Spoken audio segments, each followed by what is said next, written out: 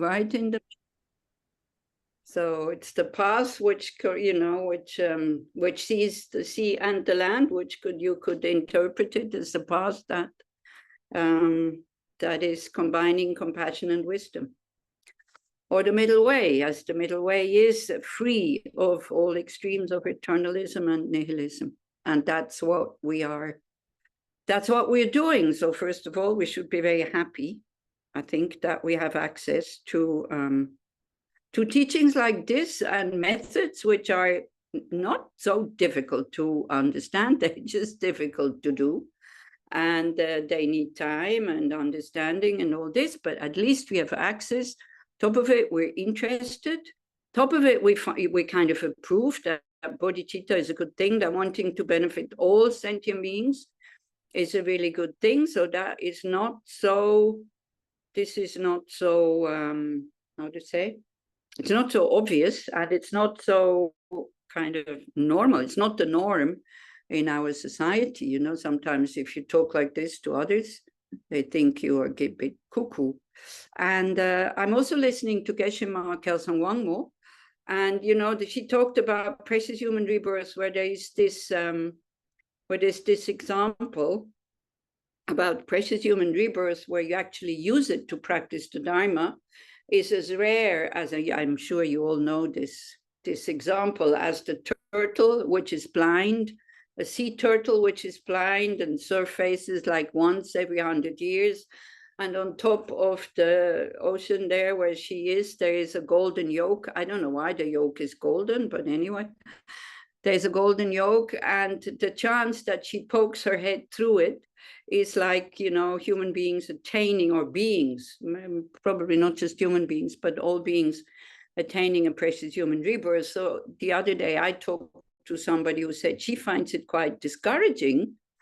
So I said, oh, come on, you know, you are like somebody who is winning $3 million or francs or whatever in the lottery, and then you find it depressing because you're the only one who won and not everybody else. I mean, to me, it doesn't make sense that people find this discouraging. For me, it seems like, wow, you know, it's so rare, but right now I have it. So it's much more encouraging. But then she said, and I think this makes a lot of sense, and it's good for people who find this kind of depressing and discouraging, that she says, if you don't practice regularly, then attaining such a precious human rebirth will be, you know, the chance is very small. But if you practice now, of course, then it's like the ocean is making, it may be the Lake of Zurich, and the turtle comes up 3 times a day, and there is quite a few yolks kind of swimming on the water. So that it really lies in our hands, that it's now that we are creating the causes to be the turtle in the Lake of Zurich with the 100 yolks kind of, you know, floating in it, and we coming up 3 times a day or something like this. Do you see what I mean? So this doesn't apply to somebody who is practicing the Dharma, because otherwise it would mean once you are on the path, and then it would mean, even if you're on the path of seeing, that you could still fall back, and, you know, that the next time would be very rare.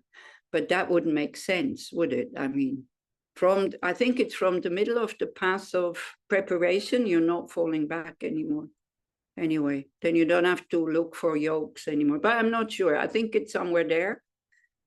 Or maybe even the path of accumulation. I can't remember. You know, I haven't looked at these things for years, you know, exactly what, when happens, what. I know the 5 paths, I could still put them together, but exactly what happens when, I don't remember. So this is for the younger people to remember, and those who study. And if you don't use it, you see, and I don't give teaching so much anymore. So this is why then one forgets. If one doesn't use it, one forgets. But what I know is that I'm not even on the path of accumulation, because to be on the path of accumulation, you have to have spontaneous renunciation.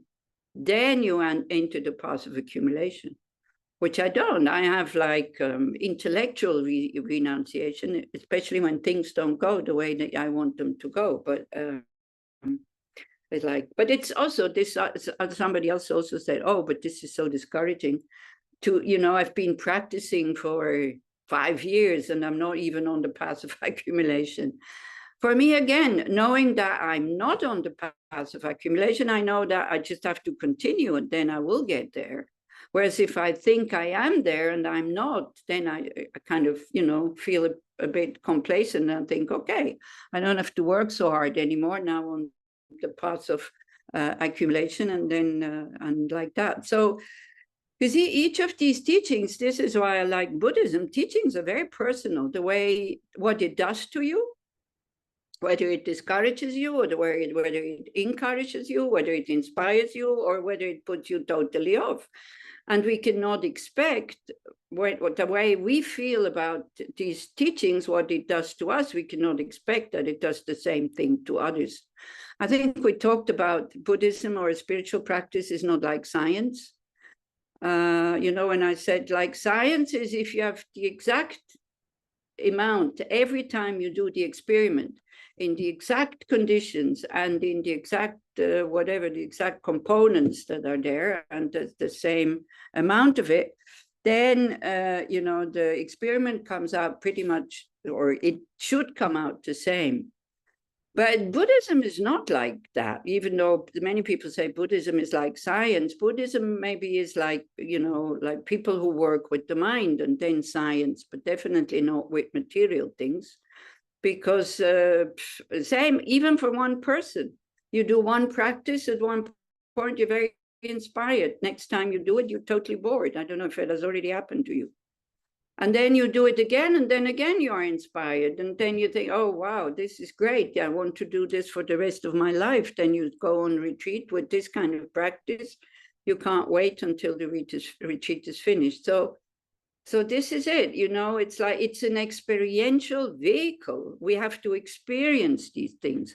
And the Buddha gave 84,000 teachings. So it's not that each one has to practice 84,000 teachings. Sometimes these teachings are contradictory.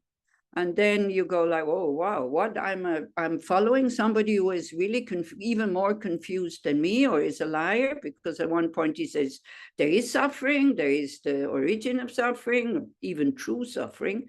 Though there is true cessation, and then there's the true path. A little bit later, in another part of India, on the Vivaldi's Peak, he says there is no suffering, there is no origin, there's no cessation, there's no past, there is no aging and death, and then there is no attainment, but then that's very important. There's also no non-attainment. So this we have to listen really well when it's about ultimate truth, that we're not making it conventional, kind of, that we're not making it extreme. Okay, everything is empty, therefore nothing exists. So this is why. And then also all these Lam Rim topics and meditations, they're really great to balance our state of mind, to bring it into a kind of equanimous, or kind of, not up and down, kind of too much up, too much down way. But not every topic is kind of suitable for certain mind states. Like, of course, if you're very experienced, the topic on impermanence and death, even if you're very depressed, is the best, because if you really know Buddhism well, then you go, okay, for sure I'm going to die. Thank you very much. I don't want to spend the rest of my life like this. But if you're not experienced, it can make you even more depressed, or even worse. You can go like, okay, since I'm going to die anyway, what's the point? So I might as well kill myself, and then the whole thing is finished.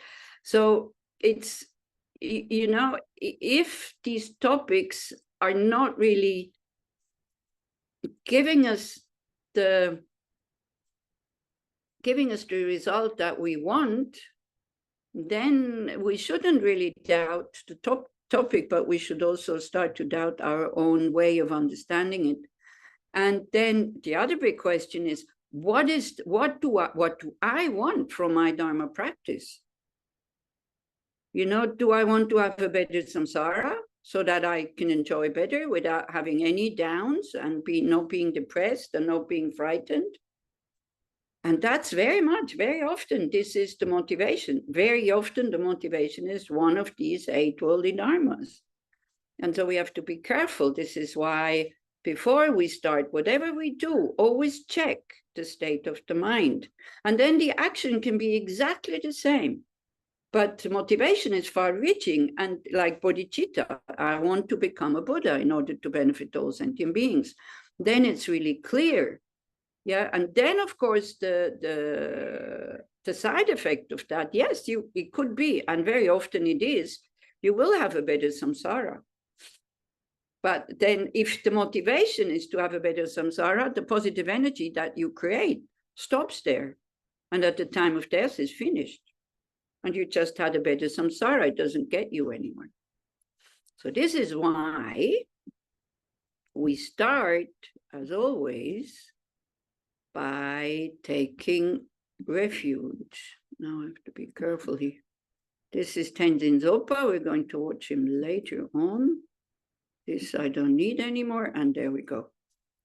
So again, try to visualize really, as we did also in the offering practices, innumerable Buddhas and Bodhisattvas, the whole sky filled with it, are around us. Innumerable sentient beings are around us, which are always there.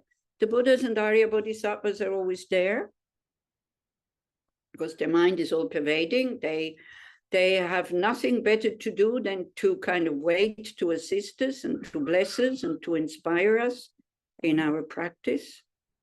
But if we don't remember them, if we don't remember that they're always there, then they cannot help us. Then it's like a radio, like radio waves that are always there with the best of music or whatever. And our radio is not on. So you visualize them with a very happy mind, with a very appreciating mind. But then also remembering, why do I have access to all these Buddhas and Arya Bodhisattvas? It's because there is the Guru who makes the connection. There is the Guru who inspired me to go deeper into studying and practicing and asking questions and, going to teaching, continuing to go to teachings, being interested in how to develop bodhicitta, and also being interested in listening and learning about emptiness, compassion, loving kindness. So this is why I have access to all the Buddhas, and the Guru is therefore all these Buddhas. Without this Guru that appears to me in an ordinary form, absolutely no access to all these Buddhas and Arya Bodhisattvas, and especially no access to my own inner Guru, which is the pure nature of my mind.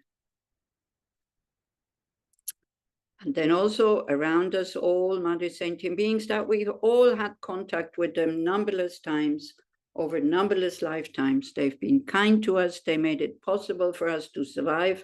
And if we want to attain enlightenment, we definitely need other sentient beings. Otherwise, how can you practice the 6 perfections without other sentient beings? Generosity, ethical conduct, patience. How can you practice patience with other sentient beings? Well, you can say, for me, it's enough to have myself with my crazy mind that I have to practice patience. But it's usually with others that we kind of, learn, train, not to get angry, not to have the wish to harm them. And if it's with ourselves, also not to have the wish to harm ourselves. Then enthusiasm, well, yeah, maybe we could say this I can practice on my own, but we need others, Enthusiasm is a little bit like a virus. It catches. Otherwise, very quickly we get discouraged. Then, yeah, concentration, you can say, okay, I have to practice this on my own, but somebody has to teach me. Somebody has to provide a place where I can do this. And then the wisdom, definitely we need others to discuss emptiness, to hear teachings about emptiness. So like this, we can't survive without numberless other sentient beings, all previous lives, this lives, and we can definitely not attain enlightenment. So this it's without any question that I want to repay that kindness that I receive every day directly or most of the time indirectly with all the things that we consume. So when we do offerings, we offer it on their behalf also. By thinking these offerings are not mine, I have received them through the effort of other beings, whatever we offer. So then we think around us constantly, every day, every second of my life, countless, numberless beings. We forget about this, and then, we feel lonely. We're never lonely. We're never alone. You just have to open up your heart, think about all these other beings around us. Even you don't know them, it's okay. But still, we're connected with them. One thing, we breathe the same air. You cannot say, hey, hello, this is my oxygen, please don't breathe. Nobody would kind of think like this. We share the same planet. And especially mentally, we all want the same thing. We want to be happy, we don't want to suffer, we don't want to be harmed, we want to be helped. We're totally the same. All these other differences that we make, they're really minor. Okay, so they're all around us, and as we take refuge, then with the attitude of, I want to get out of samsara as quickly as possible. How do I do that? With the methods by applying the methods of the Buddha Dharma. Again, we think about what we discussed at the beginning. I am the patient, I am sick, I can be healthier, I can be actually that healthy that I never get sick again. Isn't that wonderful? How? By trusting the doctor, which is the Buddha, by applying the cure, which is my own practice, swallowing the medicine, which is the Dharma. So when we take refuge with these kind of attitudes, then we're really interested in applying these methods. Otherwise, it's just like intellectual gymnastics. We want to know something new. Yes, it's interesting, and like that.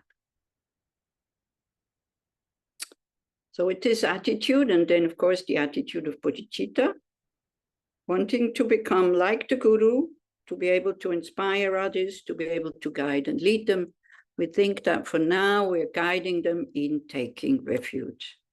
I go for refuge until I'm enlightened to the Buddha, the Dharma, and the Supreme Assembly. By my practice of giving and other perfections, may I become a Buddha to benefit all sentient beings. I go for refuge until I'm enlightened to the Buddha, the Dharma, and the Supreme Assembly. By my practice of giving and other perfections, may I become a Buddha to benefit all sentient beings.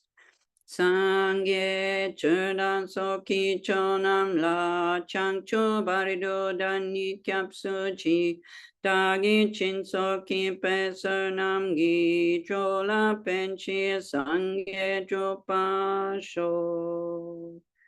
Then the four immeasurables, we can combine them with Tonglen. So we do a few practices at the same time. And by breathing in, we think, may all sentient beings be inseparable. The last one. May all sentient beings abide in equanimity, free from attachment for friends and hatred for enemies. On breathing out, we think, may all sentient beings have happiness and the causes of happiness. So we can do that a few breaths.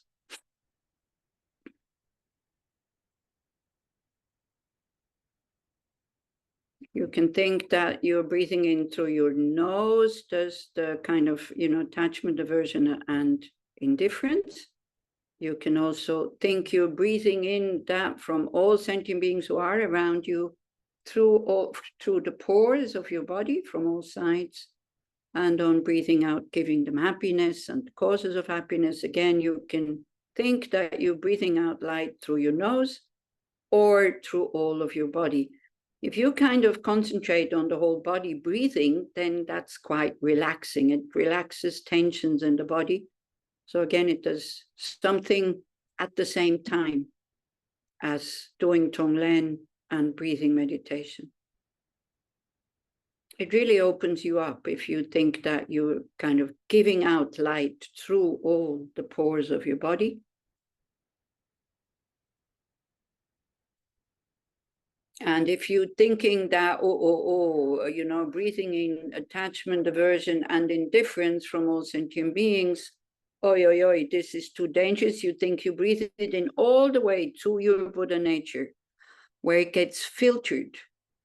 Buddha nature is the perfect filter, like, you know, when there's pollution in the water, how you call these plants that clean the water. Anyway, you know what I mean. So this one is working really well, and it transforms this dirt and heaviness and hotness and stickiness, everything we don't want that comes from attachment, aversion, and indifference. It transforms it into light. And then from there, which is like in the heart chakra, from there you breathe out. First, fill your whole body with this light, and then it comes out through all the pores, and it's giving all beings happiness and the causes of happiness. If you're too frightened to do it, then just generate the attitude, you know, equanimity, first one, loving kindness, the second one. Again, learn to do things at your level, but don't forget, we want to put the level higher. We don't want to stay in the same stage. So try to stretch your borders a little bit. Try it out. You are your own witness.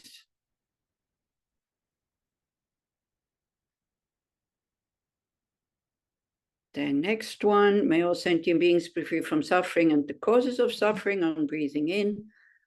Again, like it's good, Tonglen, it's good to do with kind of a substance. So it's hot, it's sticky, it's heavy, it's dark.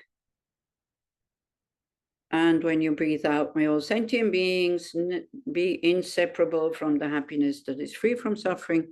We give them all the conditions, outer and inner, that they need in order to practice this path to full awakening. The merit that we have created, we just give it away on breathing out. Then you see how the ego goes, what?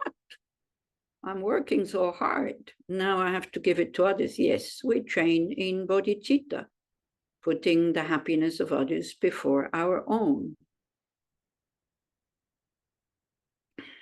That is it. That's it, which will make us free. The freedom that we want lies there.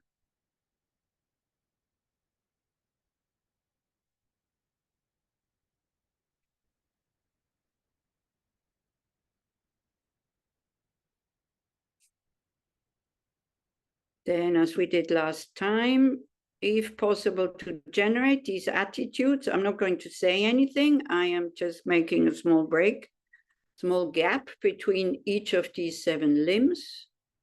And you try to remember what one could feel while one is doing this practice. Reverentially, I prostrate with my body, speech, and mind. Don't forget, we have the whole merit field in front of us. Are all Buddhas and Arya Bodhisattvas, which in essence are the Guru.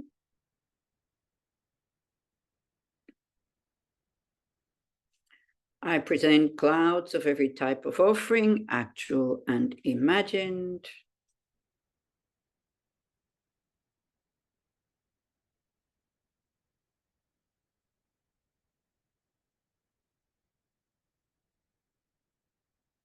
I declare all my negative actions accumulated since beginningless time. Really, really with the wish to stop this force that makes us repeat negative actions. That's the most important one. We want to purify, not so much the result, but this kind of shempa, this energy that we cannot resist repeating the harmful actions.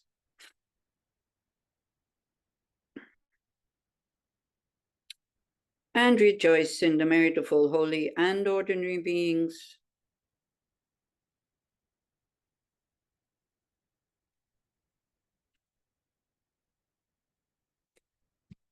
Please remain until the end of cyclic existence. And turn the wheel of Dharma for living beings. I dedicate my own merits and those of all others to the great enlightenment.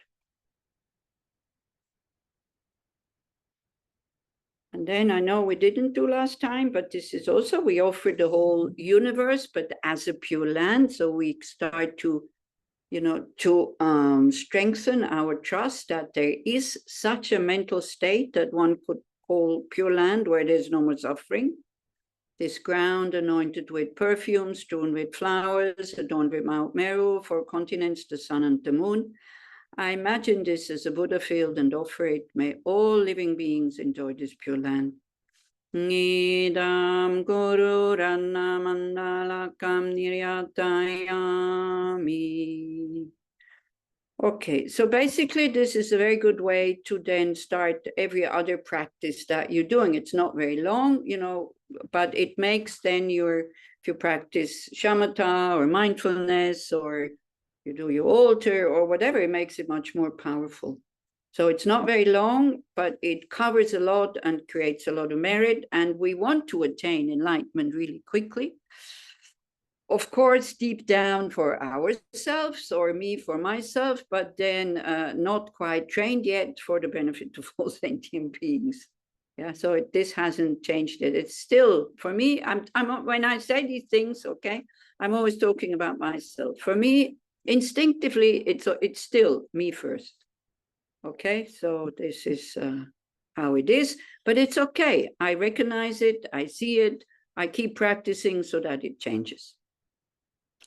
Okay, then we go to the water bowls, yeah, because this is the last one that we have to cover of all these things that we have been talking about. I hope I can find it somewhere, because it is also in this little booklet that we had at the beginning, making an altar. There is a section like that, and to make it a bit smaller. Okay, it comes afterwards. Maybe because I found the place here. There was one question, because we had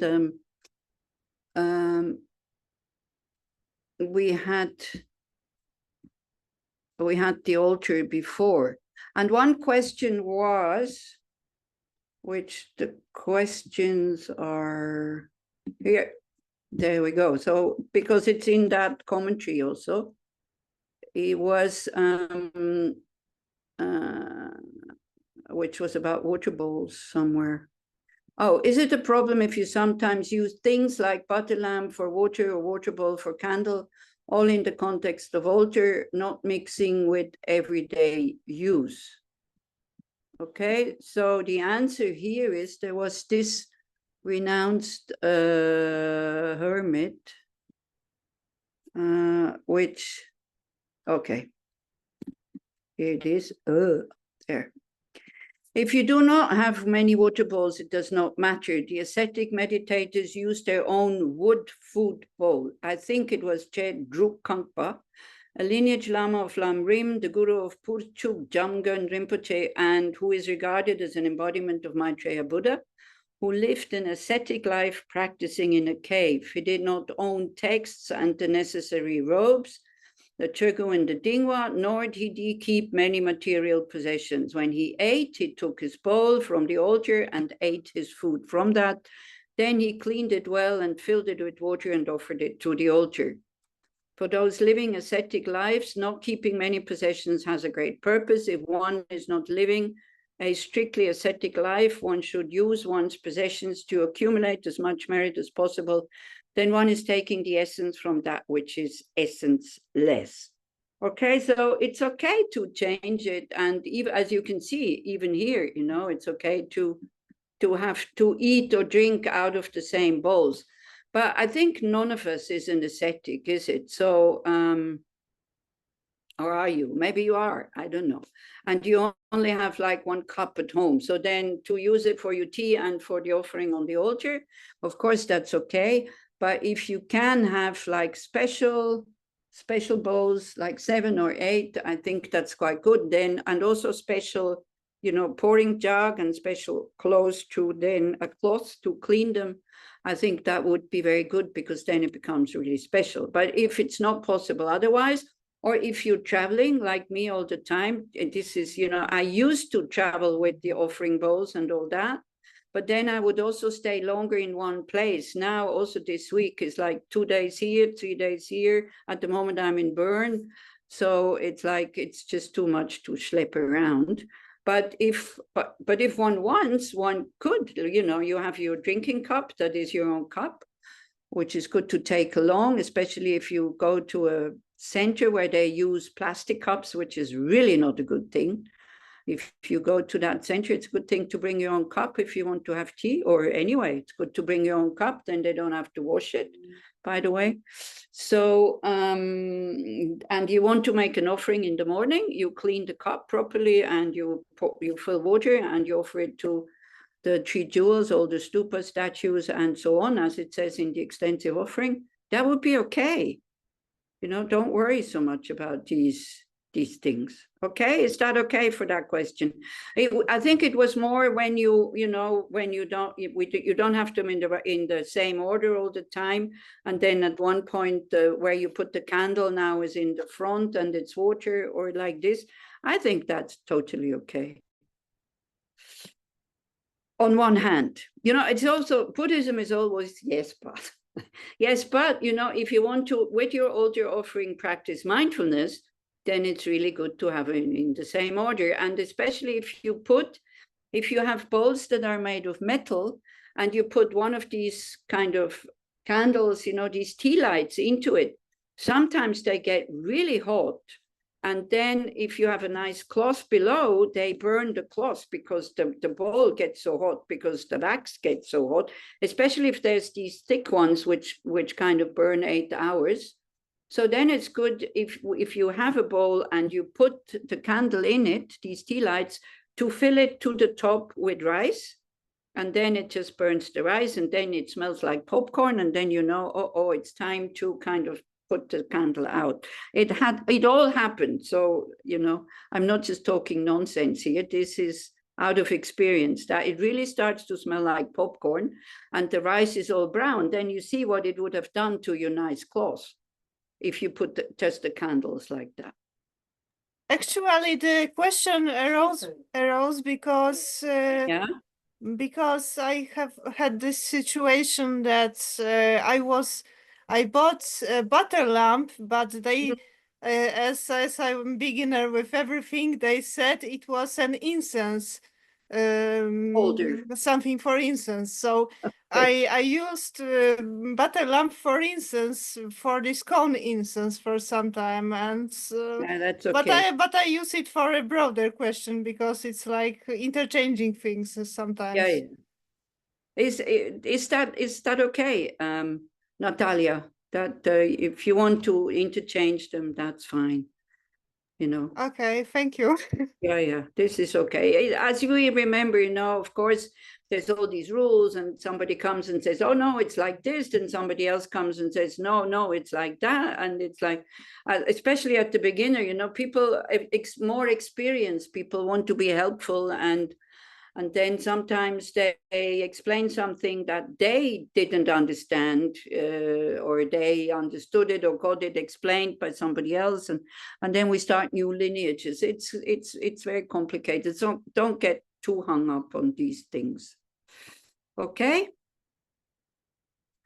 So now the practice of offering 100,000 water bowls is one of the 9 preliminaries, of course, and the others are 100,000 prostration, mandala offerings, guru yoga, vajrasattva, damsik doje, which is to purify your vows, and doje kadro is where you burn sesame seeds. Tatsas are these figurines out of clay or mud, and then water bowl offerings and refuge. So of course, if you have time, it's good to do these things. But then again, doing it on your own, it's a lot of work. And they did 2 years ago. They did in the Longku Burn. They offered a water bowl offering, I think 3 weeks in the Swiss mountains in this beautiful chalet, as you can see. And Felix was hoping that many more people would participate, but then at the end there were only 3. But then a few times a day, they filled all these bowls. So as you can see, you need a lot of space. Yeah, because otherwise, if you only have a small table until you have 100,000, it really takes a long time. So this was the normal altar that they made, as you can see, with the normal 7 or 8 water bowls, and then these ones they kind of emptied, filled, emptied, filled, emptied, filled, emptied, by doing a certain practice. Now there is no, maybe I'll show you the other pictures. Very beautiful, yeah, but it's a lot of work. And then also you need to have the bowls, and you need to have the tables. Now I got a message from Venerable Dharma that in the Land of Joy, if you want to do water bowl offerings next August, not this one, August 2025, they're going to offer a water bowl retreat. So with these retreats, you can participate as you know, you don't have to participate the whole time, but you can participate as much as you want. Okay? So you can think about this if you want to do it. So in the commentary, which is this text on how to make water bowl offerings and all this, so then it continues to say, good to do it somewhere near a lake or near the sea, you know, then you have a lot of water, or at least somewhere where there is a lot of water, so you don't have to bring it from far away. If you're somewhere in the mountains and you don't have running water in the house, then I remember, you know, it's this kind of practices are so tricky, and when there is water, water is lacking, because I remember that when we didn't have any water in Dharamsala one summer, and we had to go, there's no water coming out of the taps, and we had to go to the tea shop, to the chai shop. Don't know if anybody of you knows Tushita. It's not very far away, but if you have to carry your daily water from there, I tell you, you really save water. You know, when you wash your hand, then afterwards also it goes for flushing the toilet. You're not throwing anything away. So I wasn't sure if it's okay or not. So I was actually, when the water bowl offering, that when I was emptying the water bowls, I used it for tea the next day. So for my side, it was okay, because I thought I also eat the fruits on the altar. So I don't see why I shouldn't drink the water. But other people would say, oh my gosh, you offered it to the Buddhas. Whoa, whoa, whoa. You should put it out. And the more you offer water, the more then the water will come. Well, I didn't have that confidence, to be honest. And somebody else did water bowl offerings, and he got a lot of angry looks. You know, but we didn't have enough water, and he was just filling these huge tables every day. And then he would he would give the water to the flowers, but still, or to the plants, but still. So do you have any questions about this? So the practice I asked Dharma, I said, what kind of sadhana did you use? Because I haven't done water bowl offerings. Like the 100,000. I've done very few preliminaries, actually. But I've done a lot of nunes, and I've done a lot of nunes. One thing is, you know, it's this fasting practice with Chenrezig, and it is said, like, if you do 108 nunes, then it's like doing all the preliminaries. So because I'm lazy and I find doing nunes quite easy, so I decided that I asked my teacher, Kitty Tsentrab Rinpoche, can I do, because I did, you know, I asked him, shall I do, what kind of preliminaries shall I do? And he said, like, well, whatever you want, okay? And then I said, and then he said, but don't do them in Dharamsala, do them in Bodhgaya. So I said, Rinpoche, if I go to Bodhgaya in the winter, they will ask me to teach. And then he said, well, if they ask you to teach, then you teach. So I thought, okay. So I did prostrations and teaching, and at the same time, and then I kind of ruined my back also, because I thought, you know, at one point I had this thought, look at me, I'm so great. I can teach and do the preliminaries of prostrations at the same time. A few prostrations later, my back went and I couldn't do anything. Then I got the message, okay, there's no point getting arrogant about this whole thing. And then I think I'd done maybe 35,000 prostrations. I can't remember, but anyway. So this is how far I got. I did a few Vajrasattva retreats and I did a lot of newness. I stopped counting, maybe 400, maybe 500, I don't know. And I keep doing them. So it's really because I had this thought. And, you know, even Lama Zopa Rinpoche, of course, he's my guru, but he's not my root guru. And I never really asked him questions about what kind of practices to do. I always ask Kirti Tsentrab Rinpoche because he is my root guru. He's really my heart guru. But it doesn't mean that, you know, Zopa Rinpoche is not my guru. It doesn't mean that. He's one of my gurus, okay? So then I started doing, you know, prostration. I asked Kirti Tsentrab Rinpoche, is it okay to do a lot of newness in one go? And he said, yes, it's okay. But if you get sick, you stop, which I didn't. I didn't follow the advice of my guru. I got tinnitus. I had two more weeks to go, and I started to develop a tinnitus, and since then I have a tinnitus. So, you know, be careful when you have instructions of the guru. Before you don't follow them, it's better to go and ask and say, look, this and this is happening. What shall I do now? Or at least try to ask by email or something like that. So anyway, but it's okay. I think tinnitus for me is great because my mouth, you know, blah, blah, blah. So tinnitus is hearing unpleasant sound 24 hours a day, meaning purifying negative karma of gossiping. So perfect. You know, I don't gossip 24 hours a day. So maybe it will catch up with the purification before I die. Do you see what I mean? So one can see, you know, good things, even in very unpleasant things. And I got used to it. It's fine. I really don't mind. So then I had to go and we had to learn something from a tune from Kyabche Zopa Rinpoche in Bulgaria because we were offering talk to His Holiness. There was 3 of us. And so we went, you know, he said, you come and I teach you this special tune and then you have to sing that, you know, in front of His Holiness, in front of 100,000 people, can you imagine, in Bulgaria. So anyway, we went and Rinpoche asked us, okay, how are you? What are you doing? So then I said, yeah, well, when I leave here, then I start to do Nunes at Tushita. And he said, who said? And I said, well, I decided it myself, but I did ask. And then he said, okay, but you still have to do the preliminaries. So, you know, these gurus, you don't have to tell them what's going on in your mind. They see it. So I still haven't done the preliminaries, but at least I know that I haven't done them. Do you see what I mean? If Rinpoche wouldn't have said that, then I would have still kept this view that I have done all the preliminaries. Now I know that in this life I won't be able to do them, so I still have the motivation to do them in my next life anyway. So okay, do you see what I'm trying to get at here a little bit? Yeah. And I really think with the preliminaries, because Rinpoche, you know, Kitsentra Rinpoche, he wasn't really precise. He wasn't saying, yes, you do this. He said, yeah, whatever, just do whatever you want to do. But if they ask you to teach, then you teach.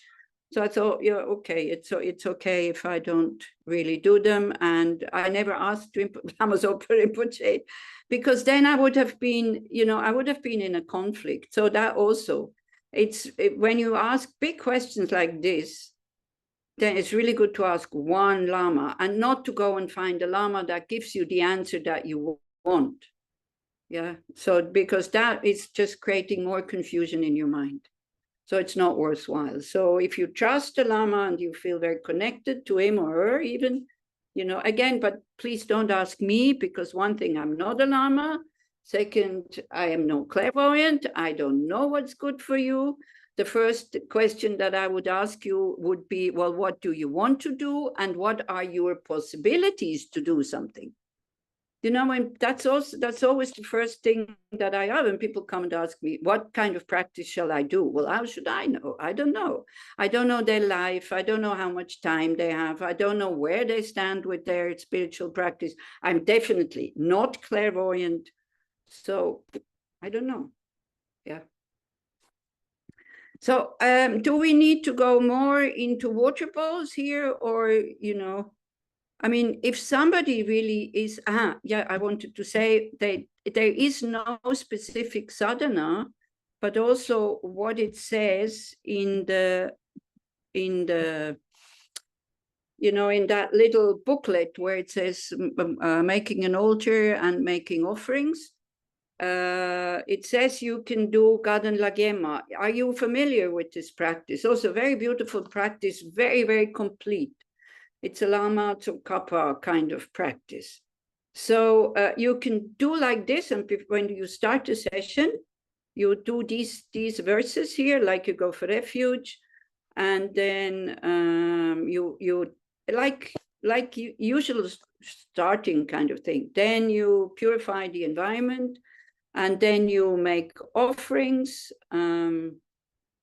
Not here yet, yeah. Then you go here. You make the general offerings, and then you continue. You visualize Lama Tsongkhapa with his two sons, and then there is a praise here. There's more praise, and then this one, pleasing water offering, various flowers, fragrant incense, light and scent of water, an ocean of actual visualized cloud-like offerings. I present to you a supreme field of merit.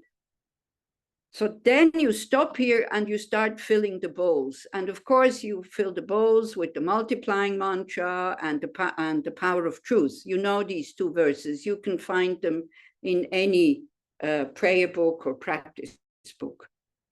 Okay? Is that clear? So you could do, if you really think you want to do just a weekend, you know, of votable offerings, you don't have to do 100,000 in one go. You can also just do one weekend at home. Is anybody thinking about doing that? Because if not, then we don't need to discuss it also. If you're not thinking, and if you are, if all of a sudden you think, oh yeah, I want to do a weekend of votable offerings, you can contact me, and then I put you in contact with Drelma, Venerable Drelma, who did 2 years ago, who did this there in the Swiss mountains, and then she can tell you how she did it. So like as I said, Kanden Lhagsam until the offering, then you fill the bowls, then you do the multiplying mantra, you do the power of truth, and then you do, you know, the extensive offerings, like you also have in the food offerings. First to Buddhas, Bodhisattvas, stupas, statues, Avalokiteshvara, Siddhigarbha, all sentient beings, Pratyeka, Shravakas, yeah? I gave you the text, I sent you the text last time. So if you have time, at least to do once, so that you know, and then, but then also, if you don't have time, it's good to think all these ones, you know, all these innumerable Buddhas and Arya Bodhisattvas I prostrate, I make offering, and I generate bliss in the Buddha's mind. This is good, always to do these 3 actions. If you do your offering very long, very extensive, like it says in the text, you know, one category after the other, or just very short, always these 3 thoughts. I prostrate, I make offerings, and I kind of produce bliss in the Buddha's mind. This always goes with offering practice. Don't forget that. And then also Geshe Tenzin Zopa, he said, you know, there's also one question, why are offerings so important? Because every day we see so many things that we like, isn't it? Because our attached mind is looking for our senses, not just the eyes, ears, eyes, nose, tongue, touch. All this is looking for pleasant things. So if we don't offer them, we just create causes for rebirth in the lower states. if we offer them by thinking, oh, wow, you know, I have something to offer, even if it's not yours, it doesn't matter. And you just go, oh, my home, oh, my home, oh, my home. You don't have to fold your hands. Because if you walk in the street, in the Bahnhofstrasse, for example, and you're attached to, you know, Ariela Bahnhofstrasse is a little bit like Dizengoff Street, you know, with all the expensive shops. Or what's this square called, you know, this round square in Tel Aviv, where they have all these fashion kind of things, Medina or something like this. Kikar HaMedina, the square. Yeah. Medina, where there's like Louis Vuitton and all these guys, you know. So that's Bahnhofstrasse in Zurich. So if you walk through there, instead of getting upset about all these expensive things, then see how beautiful they are. Or one Lamborghini, you know, boom, passes. Instead of getting upset, offer the car, offer the beautiful things by saying, oh, Mahum, I prostrate, make offerings, and produce bliss in the Buddha's mind. So you don't have to buy these things. And then your attachment gets less and less and less. And then there is no more attachment, and then people are afraid. They think, if I'm not attached to things, I will have no more pleasure. It's not true. You will still like these things, but you will not want to possess them. You will not get angry when somebody else possesses them. You will not go into, but they're so harmful and this and that. And very often people say these things because they can't afford it. If they could afford it, they would also buy them. You know, again, instead of getting angry at the people who produced these things, who definitely are not good for the environment. I'm not saying that. You know, they're not good for the environment, but us getting angry at the people who produce them is not stopping them to produce them. So we can turn it into something positive and say, oh, wow, I can offer this beautiful car to the old Buddhas and Arya Bodhisattvas, right? Just by saying, Om Ahung, Om Ahung, Om Ahung, and thinking that you make these offerings. Yeah, Ariela. If you're angry again, then don't offer it. There's no point offering something that you hate. Offer something that you find beautiful. I like these cars because my dad liked them, and I loved my dad. And it's like, you know, how it is with parents that you really love and you really like, then you like the same things. It's like with friends. Okay, so every time I see a Ferrari or a Lamborghini, or now they have really nice Teslas also, you know, then I go like, wow, and I offer it. Okay, yes, Ariela. Further to offering, you know, last week there was this big wedding in India. They said that the wedding costed about $600 million, which is, I think it's like an astronomical amount of money, even for somebody very rich. Yeah. And you know, I hope they have a good life, and you know, good for them. But it got me thinking, how can an Indian family, when there's so much poverty, there's so much sickness, there's so much, you know, can you imagine not all the 600 million, just 1 million, what could do? How many, you know, how many people that need $1 for medicine? Okay, Ariela, I'm going to stop you here, because what's the point of you getting upset? It's none of your business what they do with their money. Do you think you can go there and say, look, please offer it to the poor? Do you think they're going to listen to you? Then again, you know, we take it back to us. Couldn't we ourselves make more offerings to poor people? Couldn't we ourselves, who are so privileged, of course not privileged like them, because you see, nobody understands their privilege. They only look at people who are more rich and more intelligent and more this and more that, and they are privileged, but not me. We could also be more generous, but we're not. So who are we to criticize these other guys?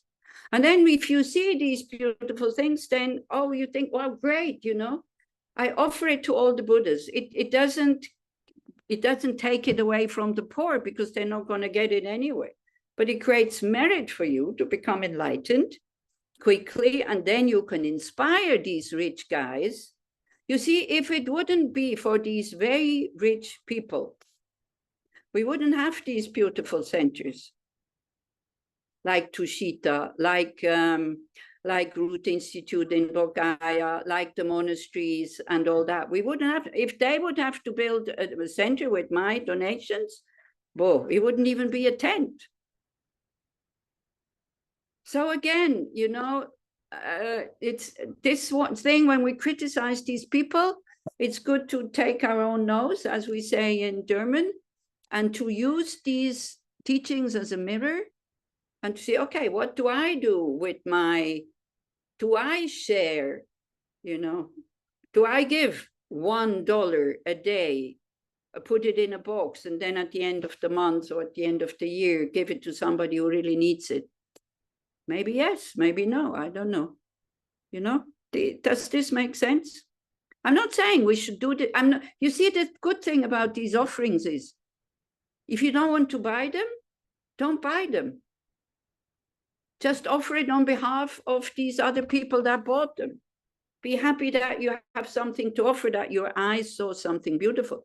I also think it's totally exaggerated. I also get upset about, you know, rich people in India spending so much money on these kind of things, but it's cultural. What can I do? You know, this is, yes, Talia.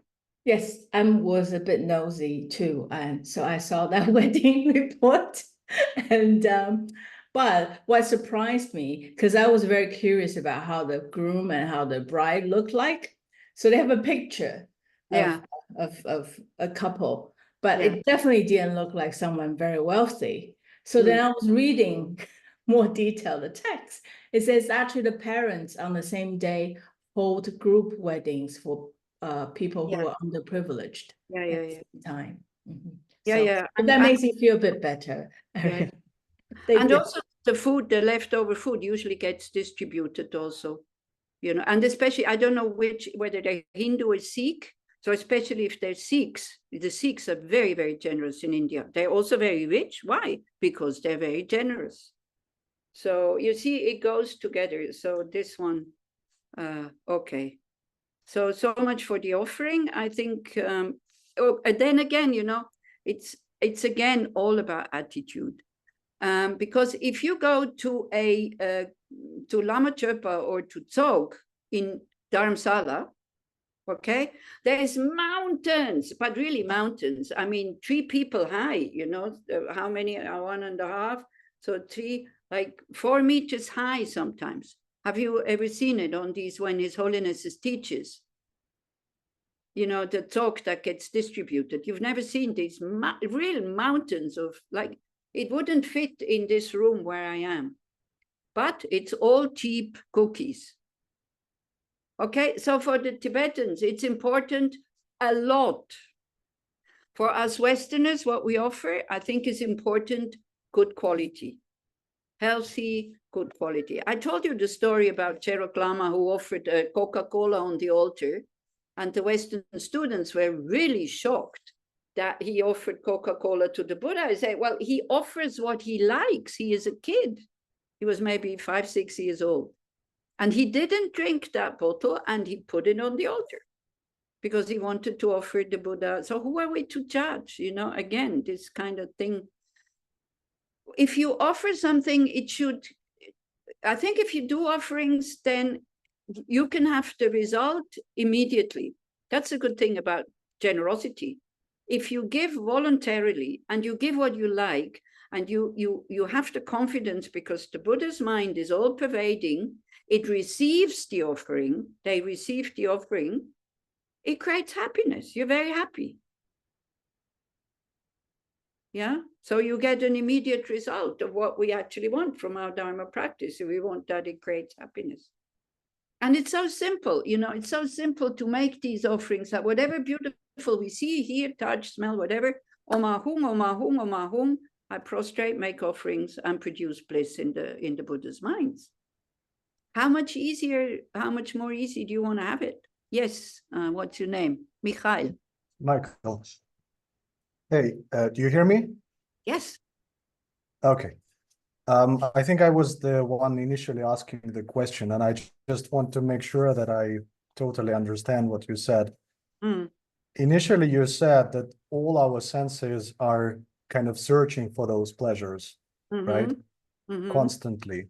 What I try to get is that, like, when you are making the offering, or simply speaking, giving a gift to someone, I think by doing that, at the same moment, you are actually creating a desire on that other side to have more or to have something better.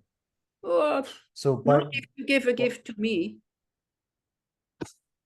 because I don't have a house, I don't live anywhere, and I would have to schlep it around with me. Not necessarily. Just to finish my thought. So okay, yeah, okay, sorry. Isn't that like this whole offering? Isn't that like building and building more and more demand for the offerings, and thus creating more pleasures? Okay, but we're talking about offerings to the Buddhas and Arya Bodhisattvas here. We're not talking about gifts to ordinary human beings. Okay, so not also not for gurus. Well, you know, I have a feeling that my guru, which is a Buddha, I'm not creating more attachment in his mind. You know, all the offerings for the Dalai Lama, they go, you know, they parade in front of him, they go down to a room, then all these offerings, if it's objects, they go to the shop and it's sold, and the money goes to the children village. He doesn't keep any of this stuff. So yeah, but I'm kind of, yeah, offerings to the guru, of course. But here I'm really talking about actually performed and mental offerings to the merit field. This is what we were kind of discussing, and making offerings on the altar and this and that. Yeah, but of course, you know, with generosity, if we would have enough time, we would go into generosity. When does generosity become the perfection of generosity? When you think about the giver, the object, the receiver being empty, then you think about emptiness. You do it in an ethical way. You didn't steal it. You don't have any expectations. You're patient if nothing comes back. And especially the concentration, you think about what you should offer. Like you wouldn't offer a bottle of wine to an alcoholic who's just stopped drinking a month ago. You know, an alcoholic who still drinks. Again, this can be debated, because he's not going to stop drinking if you're not giving him the bottle of wine. I'm talking about experience. I was an alcoholic, so it's like you always find what you need. So, you know, this whole thing about, but anyway, do you see what I mean? So here we're kind of talking about how you offer mountains and clouds and oceans of offering. Do you see what I mean? I do every morning, I do incense smoke offering. It's a very short text, and you offer it to all, you know, it's one little stick of incense, and then you think that the smoke that goes out makes all these clouds of offerings, and it really opens up your mind, and it doesn't cost anything. It's not polluting because it's outside. Do you get the idea what I'm talking about a little bit? It's to train the mind to give without attachment, and to give without, you know, without calculating. Is it good for the person? Is it not good for the person? What is the person going to do with it? And all this. It's really to train the mind to give freely when we give to the merit field. That's what it's for. Okay? And now we have to come to the questions about the guru. Yes, Talia. Oh, it's not important. I just want to. Yeah. Anyway, if you do have questions, you know, you can send me the question, or you can do just a private Zoom or whatever. I don't mind to talk about these things. But also, don't forget, sometimes my view, I'm just talking what I experience. So my views sometimes are not, you know, are not kind of, I'm not saying they're wrong, but it's what I experience, and I'm just sharing my experiences with you. This is why I was also reluctant kind of doing these talks, because I'm not going, like, as you have noticed, with the book. Now, the question was, when is your guru your guru? Okay. So, oh, I have to liberate the sound, I think, isn't it? So how do I do that? They updated the Zoom, so now I don't find dings anymore. Oh, here. Okay. So I give you the answer. I don't give you the answer. I let you listen to Geshe Tenzin Zopa. Ariela, I saw you participating sometimes, so you might have heard it already. First, he talks about the qualities of a disciple, because you can't just, if you don't have any qualities as a disciple, you can't just go to the guru and to somebody and say, can you be your guru?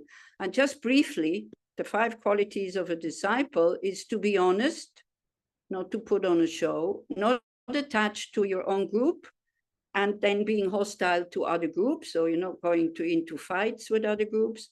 The wisdom to know right from wrong, to be able to discriminate, yearning for the teachings, great respect for the teacher, and listen with the right motivation, which of course is bodhicitta. You find all this, actually all your questions are answered in the Lamrim. Yeah. So these were just outlines from the Lamrim. Okay, you ready? If it's not working, then open your mic and let me know. So attentive mind. The another meaning of the attentive mind is whatever you learn, whatever inspiration you receive, you practice consistently. You practice all the time. So this is what it means, attentive. Okay, not only sometimes practice, sometimes don't practice, not like that. So that is, you are not attentive. Okay, so this make our 5 qualities of the disciple.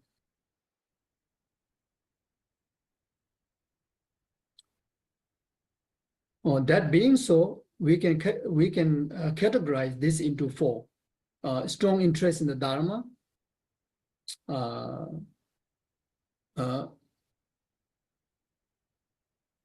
strong interest in the Dharma, fully attentive mind while listening, great respect for the Dharma, and the expounder of the Dharma, and holding to good explanation and rejecting faulty ones. You can also have those kind of like 4 kind of qualities. You can understand that way also. Intelligent is the conducive circumstances for those 4.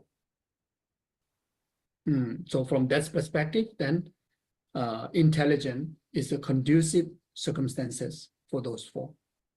When you pursue the Dharma, then the discriminative, the wisdom, it becomes conducive circumstances. It's very helpful conditions. Impartiality is what eliminate adverse circumstances. When you have that, then when you have the correct motivation, the right purpose, then you're able to purify all that thing to be purified, like such as a worldly concerns, accumulating, karma for the samsara, like that. Examine whether all the qualities that would make you suitable to guide by the guru are complete, and cultivate joy if they are.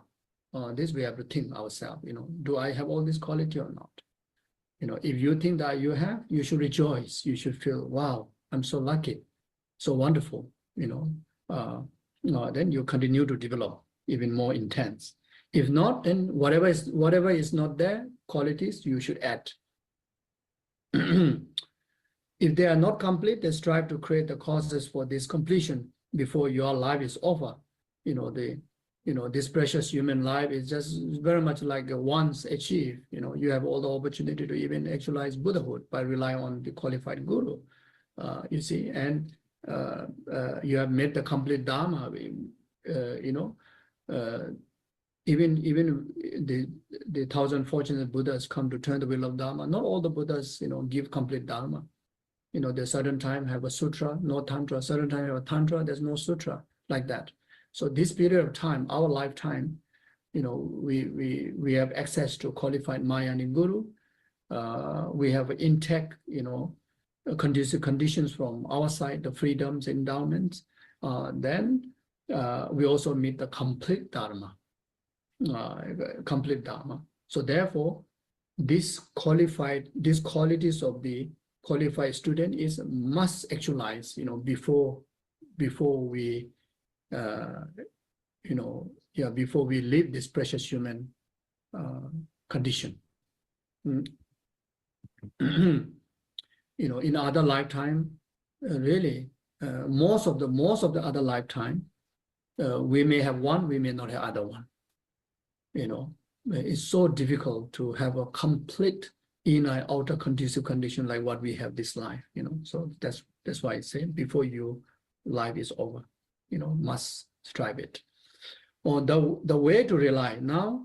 The practice, the way to rely after you find a qualified guru, after intake of you as a followers quality, then now how to rely. Thus, someone endowed with the characteristic of suitable vessel should examine, as explained above, whether a teacher has the necessary characteristic, and if so, receive the kindness of the Dharma from him.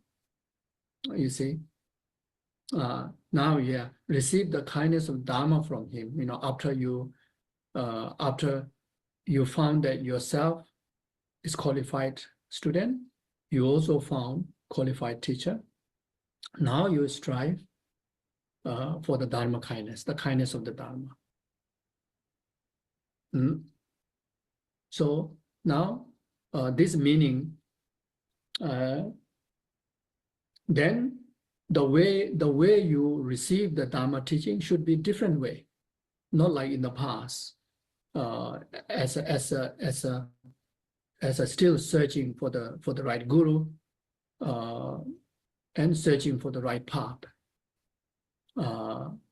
and the way, the platform where you search the right guru, where you develop these right qualities of the student, and searching for the right path, is through the Dharma discourses, through the Dharma interaction,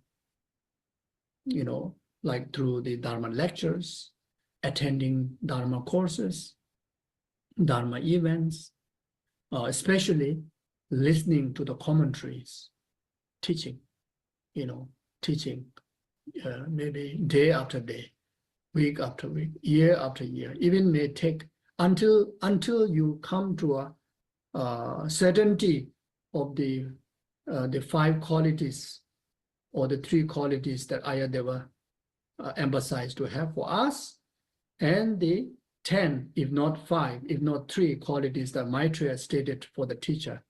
Until you are certainty about both yourself and teacher, even it takes 10, 20, 30 years, you continue to search for the certainty through Dharma interaction, through Dharma teaching interactions, not by asking people, how is the quality of this guru, not by asking your friend, not by just reading the biography, by interacting in Dharma discourse, especially Dharma teaching, explanation, or being around that teacher, like some Dharma events.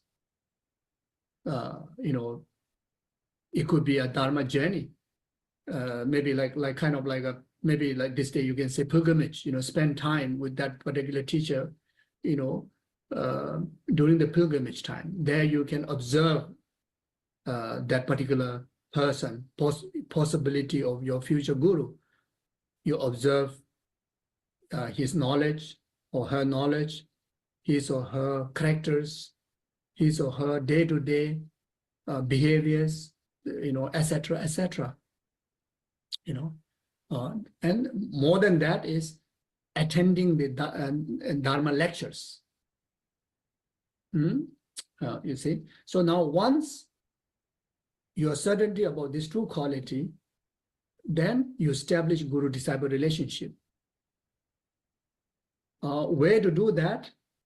By mentioning to the guru that please accept me as your disciple. Or you yourself not even need to mention to the guru, you just confirm in your heart that this person is my guru from now on. That's good enough. You know, you don't need to have any kind of endorsement by the guru saying that you are my disciple. No, you are the one. You know, even you ask the guru, if guru say no, there, especially in the Tibetan culture, you know, there's a practice of so-called humility, but that sometimes overdoing.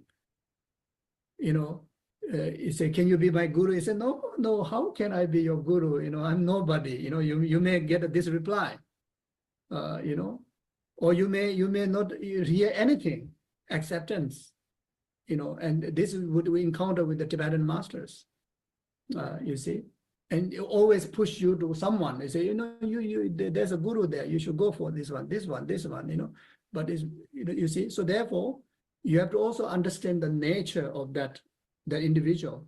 And the most important thing is your heart. Even guru say that you are my disciple, but if your heart is not ready, you haven't able to establish the relationship. So your heart matters. Your commitment is matters. The samaya is you are the one have to keep the samaya in your heart. Guru disciple samaya. So this is one of the way. Now another way is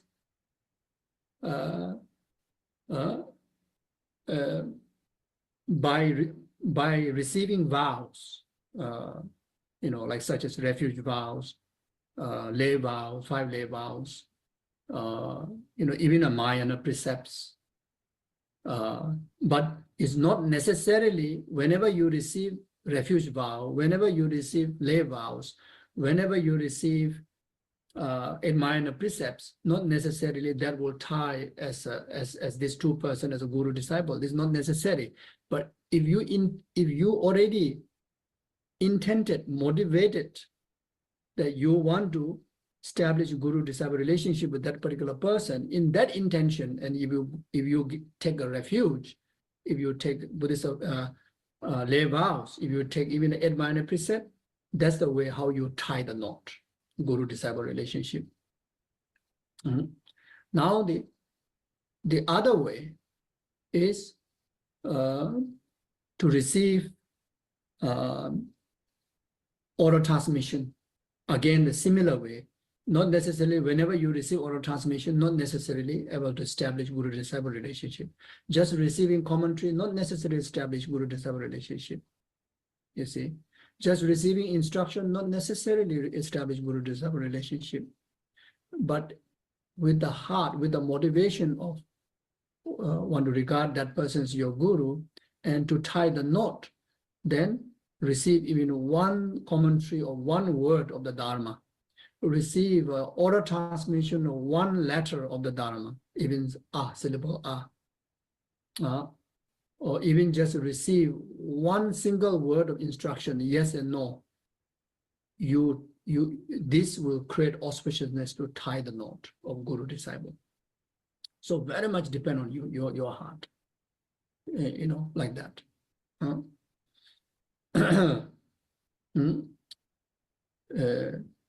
Then now the another way is that just by being in the ceremony, naturally will tie guru-disciple relationship. Even you are not prepared, as long as you commit to the ceremony, like such as taking a vows, like a monastic vows. Like such as preordination vows, novice vows, fully ordination vows, then Bodhisattva vows, tantric vows, initiation, you tie the knot. You see, but then as for the receiving of the Bodhisattva vows, aspirational Bodhisattva, engaging Bodhisattva vows, this can be also the two ways. if the preceptor themselves motivate, just be a facilitator to the precept.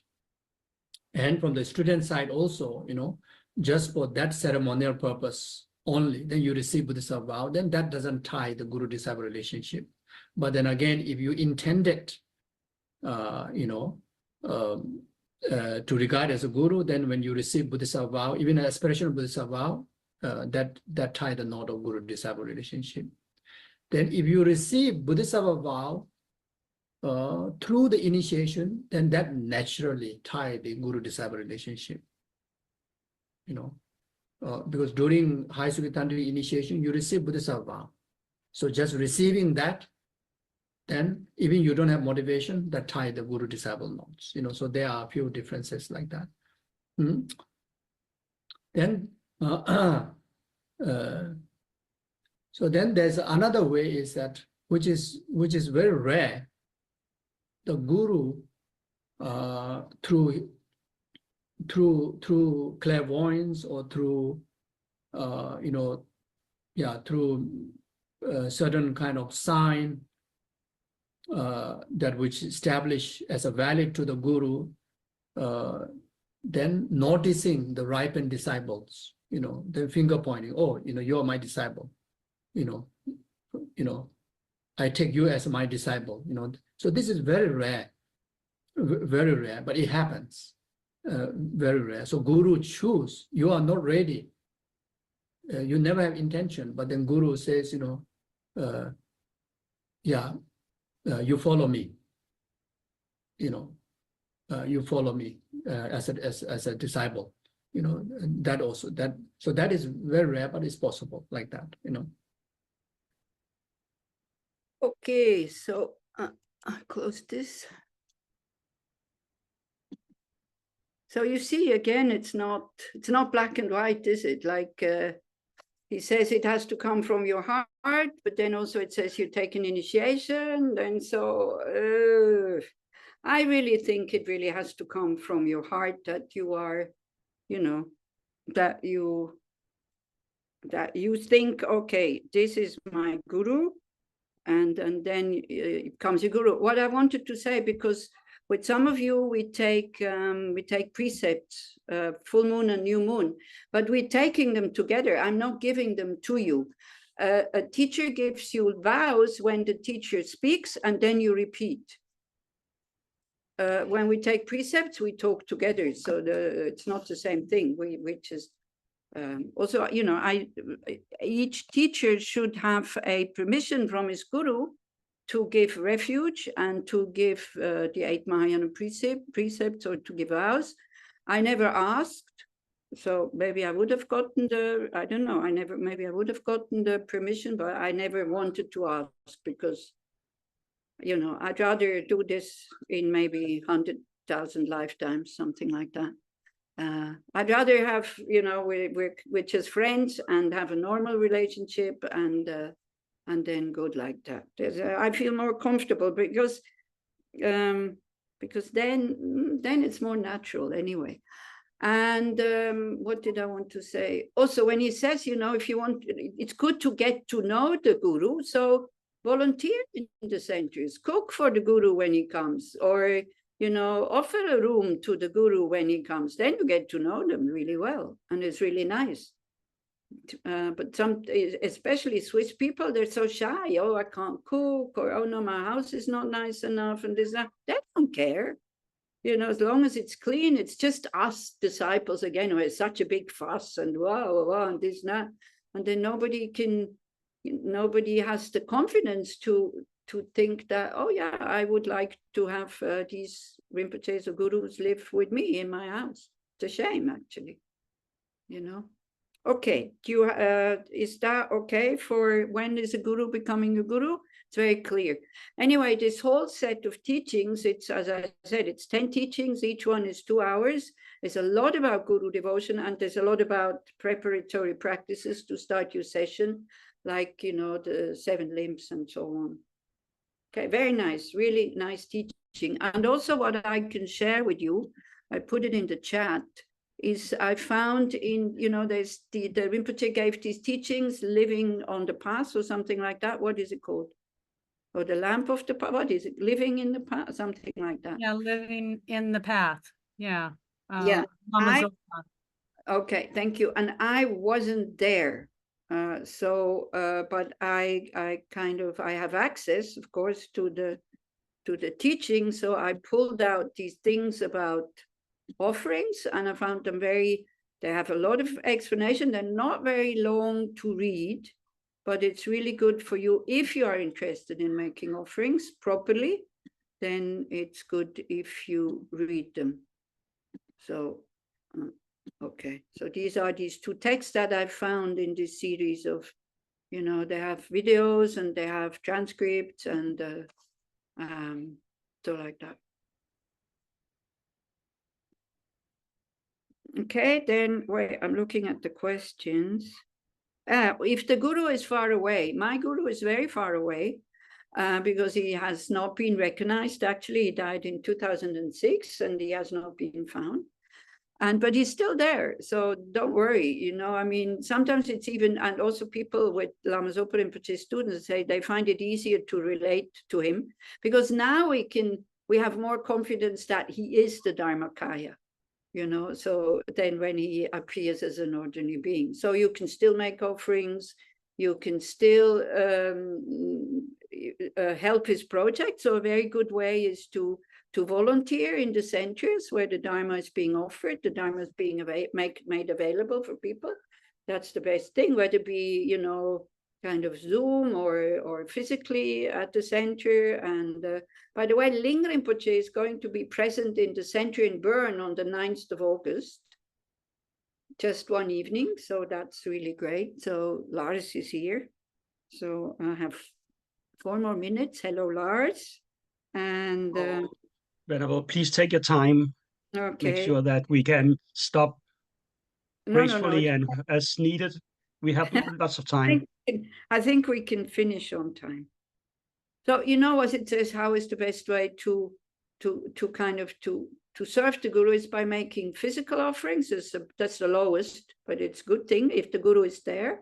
Always bring something and don't worry, don't worry that they will keep it. Most of the time they give it away. So don't be disappointed when you see your beautiful statue that you offer to the guru is being given to a student. Oh, this happens very, very often. And also the fruits or whatever, it goes to the monastery or whatever. So that's the lowest way. Then the best way, better way is to support his projects in whatever way you can, if you have the capability to do that. And then, of course, the best way to serve the guru is to put the advice into practice, to really practice the 6 perfections and bodhicitta and emptiness. Then the guru is happy, is much more happy than about offerings. But offerings we make not for the guru. We make offerings in order to create merit so that we can attain enlightenment really, really quickly. And it does open the mind. Yeah, is that okay? Then what's the best thing to offer on the big days? Well, again, practice. That's the best thing to offer. If you want to make money donations also, some people wait. Michael, yeah, you're very welcome. Some people wait for, for these auspicious days. Then again, good to check your motivation. Why am I offering now and not, is it really because for the benefit of others? Especially also we monks and nuns, sometimes we have to break vows. And then we are allowed to break the vows, the small vows, not the big ones. We are kind of allowed to break them if it's for the benefit of all sentient beings, but we have to make sure that it's like this and not just for our own benefit. So again, don't worry so much about, if you're not monk or nun, don't worry so much about their vows. Is it their business? It's not yours. Yeah, so sometimes there is a reason why we break them. Sometimes we have permission to break them. So it's like, it's not black and white like this. Okay, I think that's about it. Or did I not answer what you have sent me here? If you go into the Longku Mediathek, you have access to all the teachings of Geshe Tenzin Zopa. If you open the Lamrim, either the Lamrim Chemo or the Middling Lamrim, you will find answers to all your questions. We have, you know, also to study as a student, you also have to take some responsibility and try to find whatever you're finding. And I tell you, the Lamrim is the best recipe book for full awakening that you can have in the Gelug tradition, of course. And there's also, you know, the Precious Words of My Teacher by Patu Rinpoche in the Nyingma tradition. There's the Jewel Ornament of Liberation by Gampopa in the Kagyu tradition. They're all based on Atisha's The Lamp of the Path, where they talk about these 3 levels of beings, like the 3 motivations. Okay? Okay, so thank you very much for listening to me. Whatever I said that was wrong, this is totally my responsibility. Whatever I said that was helpful and that was right, this is thanks to my gurus, thanks to my teachers. Also thanks to you guys who kind of correct me sometimes or that we discuss. So thank you very much. And may we all attain enlightenment very, very quickly. And may the supreme jewel of bodhicitta that has not arisen arise and grow, where that which has arisen, not diminished, but increased forevermore. And then may the precious view of emptiness that has not arisen arise and grow. And may the precious view of emptiness that has already arisen, not diminished, but increased forevermore. Thank you very much. Thank you, Ani Losang, for safe. Bye-bye. weeks of teaching. Thank you so much. The final word, Ani Losang. so much. Thank you for being part of this series of teachings. I'm so fortunate to have been part of a center that can present you, although I haven't been there. Thank you. You have an open invitation always. And Talia and Tara, thank you for creating this series and putting up with my problems. Thank you. Wonderful. Okay. Well, thank you, Lars, for taking such good care also. Yeah. I'm just helping out in a small capacity. Important person. Very good. Yes. Yeah. Okay. So have a good Vajrasattva practice and maybe see you in person at Serkong Rinpoche's visit, or Ling Rinpoche's visit in Bern. Maybe some of you want to come. I'm thinking of going, even though I'm in the valleys. And yeah. Ani Losang, would you be coming for Serkong Rinpoche's teachings? Where, to Zurich? Yes, August 31st and August 31st till September 1st. August 30th to September 1st. Yeah, I'll have to see, but it should be possible because also I'm cleaning up Sorens after Rinpoche and I'm cleaning up Anzer after Rinpoche. This is my way also kind of, because I have time to serve the gurus, I clean up after them.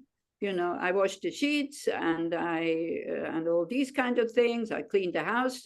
Saturday we go and cut grass in the valley where Rinpoche is staying. We're 5 people. It's always a lot of fun. And also don't be afraid, you know, always think, oh, I'll be the only one. And sometimes I'm the only one, but I have time and then that's okay. But usually other people come along and help also. So it's really, that's a good way to serve the guru, to make his visits possible and not to be so heavy on just a few people, you know, because it's always the same who do the physical work of cleaning and preparing and doing and cooking and all this.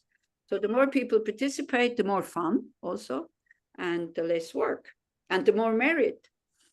Yeah, right. There's a lot of merit into that. It's a very good way of serving the guru and the Dharma by making it possible for the gurus to come and for people to listen to it and to be introduced, right?